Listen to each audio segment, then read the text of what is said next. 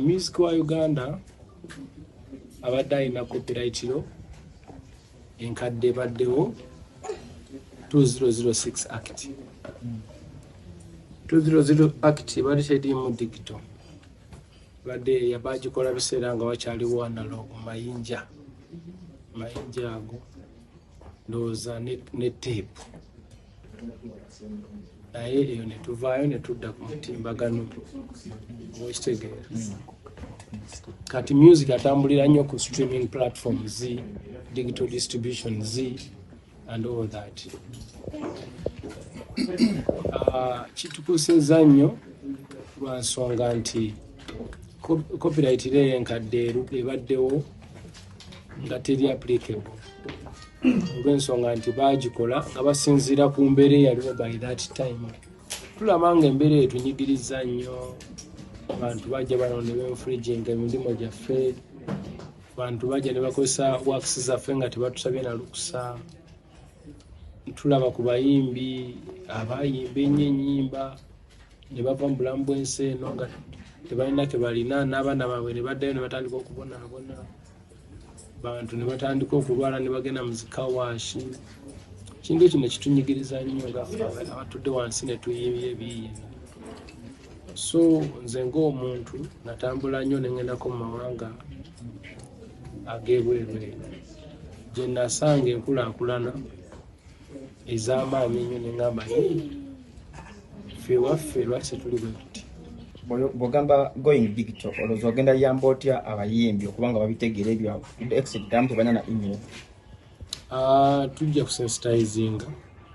Walina okubeera obusensitization y'amaanyi oba emisomo egy'enjawulo, okusomesa ba owners, okusomesa even listeners, radio owners, all music stakeholders. Lyateereddwawo lyatandise dda okola oba terinnaba? Terinnaba, lina okuyisibwa mu lina ogenda mu parliament. Then parliament eriise kyova olaba mu meeting mwalimu Right Honorable Deputy Speaker. Etteeka lino ligenda kuba lirondoola music w'Abannayuganda yekka oba n'abayimbi abenjawulo? Music yenna. Sina music yekka.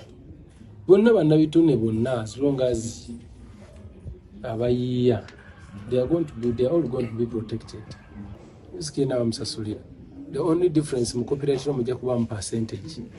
Nti weeri akkirizibwa azanyisibwako percentage bweti, nowa akkirizibwako kuzanyisibwako percentage bweti. Kino ekintu nno kyangu lwakuba abantu oba tebannakitegeera butegeezi. Like for example, abantu ba TVs, radios, they are going to be paying per year. But government omwaka mulamba ennyimba z'abayimbi zonna ogenda kuzikubira $200. Really? Kuzinga nawe oli mukodo bukodo oba oli muyaye. Teri muntu gwe bagenda kusaba bukadde bwa nsimbi. Leeta miliyoni 5, leeta 2, leeta 10. Jinza n'obutawera $200 nga kubeera bibaddewo nga babasaba ndowooza $100.